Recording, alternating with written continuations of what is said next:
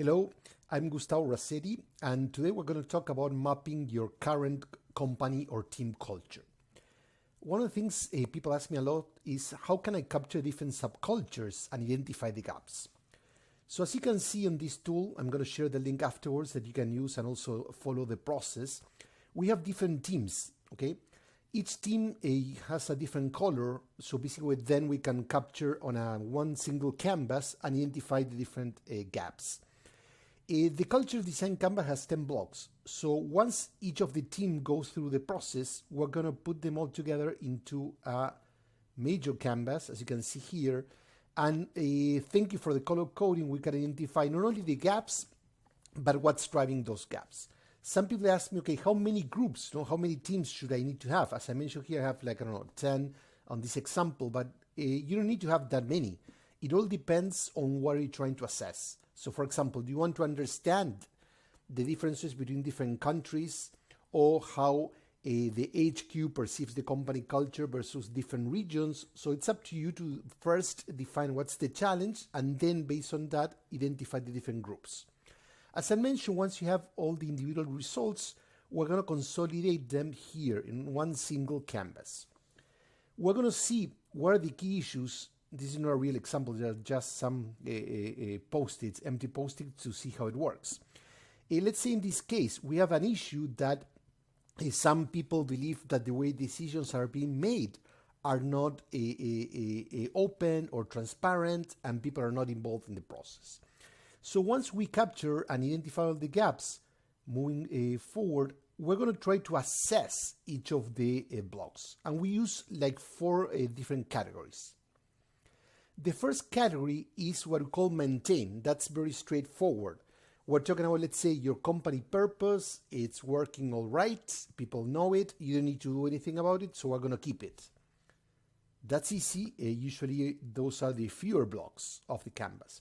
Then we continue, and we might identify that certain blocks need clarification, either because there are inconsistencies across different teams, or maybe because some people don't get them. No? For example, you might have too many values and some people might not remember them. So, well, a part of clarification could be simplifying by cutting down the number of values.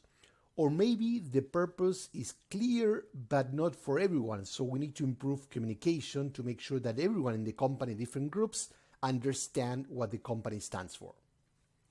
The third category when we're assessing is improve. Basically, we're talking about blocks that require improvement. As I mentioned, for example, some people at the store level feel that they don't have the ability to make decisions. So, okay, how can we course correct that? And last but not least, the most problematic block of all, or categories of all, is when it comes to transforming. We're talking about blocks that are in so critical condition that require deep intervention. Let's talk, for example, about psychological safety. Maybe people believe that the process, you're going through a transformation process and it's very top-down. All information is managed in a very secretive way. People are not involved, so they fear that something's going on. They're afraid of speaking up to ask questions, etc. Once you categorize or assess all the blocks, then the last step is to go to a prioritization. No? So it's about moving to what we're going to do next.